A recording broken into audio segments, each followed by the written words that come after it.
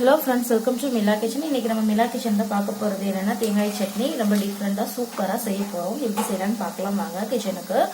இப்ப புதினா இலைகள், கொத்தமல்லி இலைகள், தேங்காய் வந்து ஒரு சில்லு அளவுக்கு தான் கட் பண்ணியிருக்கேன். ஒரு 4 முந்திரி, வெள்ளை எள்ளு, உப்பு, ஒரு 4 சின்ன வெங்காயம் எடுத்துக்கோங்க, பூண்டு, 2 பச்சை மிளகாய், பொட்டுக்கடலை. இதுதான் தேவையான பொருட்கள். எப்படி செய்யலாம்னு பார்க்கலாம் வாங்க. இப்போ மிக்சி ஜார் எடுத்து வச்சாச்சு. மிக்சி ஜார்ல இது எல்லாத்தையும் நம்ம சேர்த்துக்குவோம்.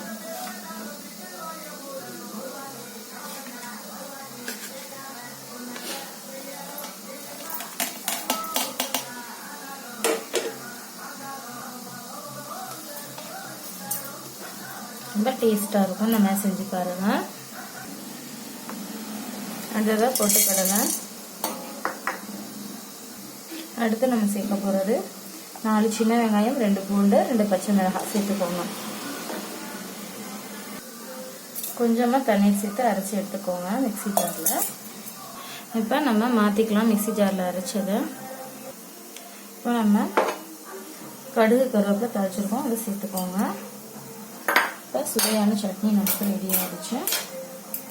நல்லா மிக்ஸ் பண்ணிக்கலாம். ஹோட்டல் சுவையில் இந்த சட்னி இருக்கும்.